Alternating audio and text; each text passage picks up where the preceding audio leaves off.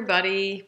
We are here at Spectrum Consultants here in St. John's, Newfoundland on La Marchant Road. And we just finished up a workshop here about nutrition and mental health and how you can use nutrition to help support autism, anxiety, attention deficit disorder, and things like that. And as promised, as part of the Autism Awareness Month campaign that we're doing, we said we were going to do some Spectrum Consultant interviews. So this is Lisa Pinhorn, who is part of the whole branch of Spectrum Consultants here. And I'm interviewing her today. We've never spoken before. Yeah, really.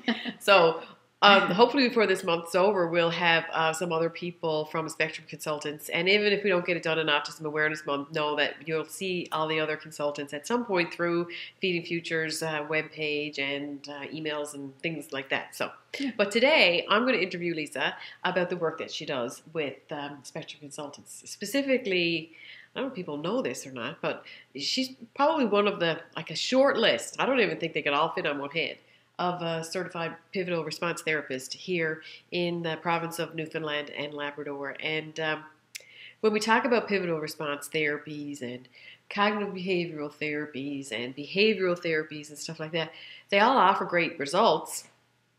But what sometimes people don't know what pivotal response therapies is. I didn't know what it was. I'm still not really sure what it is.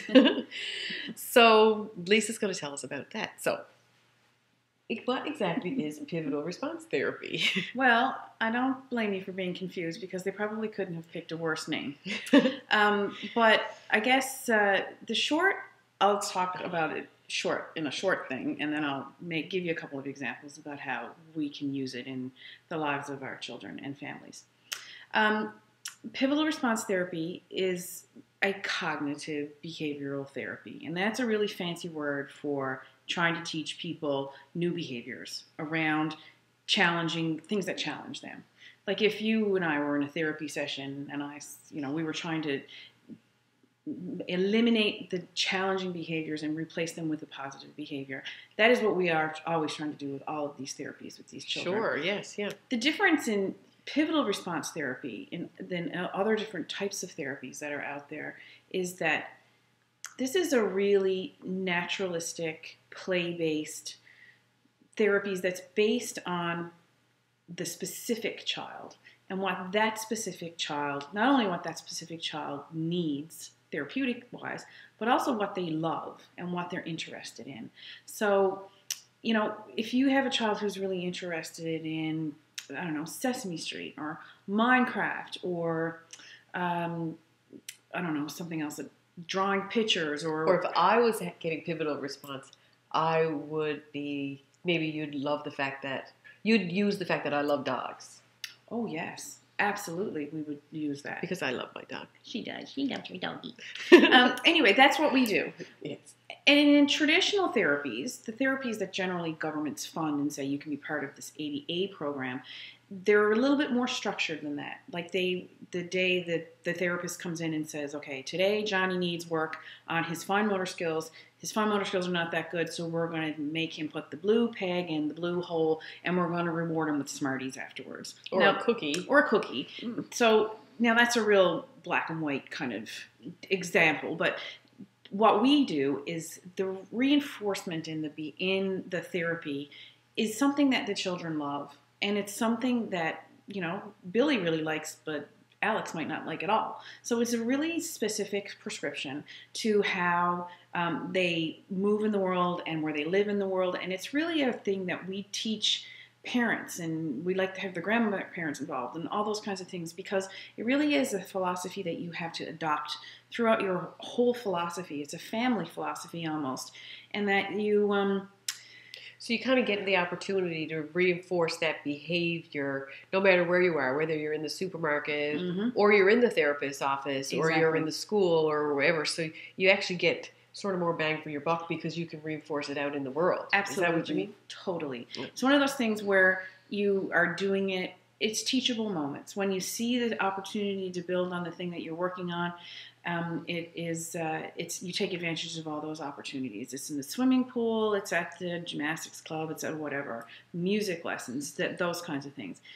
But that's only a little bit about what pivotal response therapy is. I mean, it speaks to me because I'm an early childhood educator who understands developmental disabilities, and play is my tool. It's what I use. It's what we know developmentally.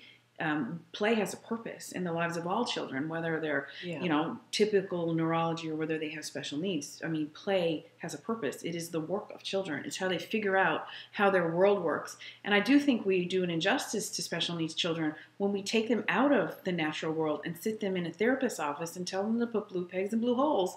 Who is that helping? Yeah. Really, when we know these children, specifically children on the autism spectrum, have such challenges with socialization. So why wouldn't you try to teach them some of those skills in an environment that will also give them the socialization skills on top of it? It is real world practice for things that they have challenges in. So here's an example.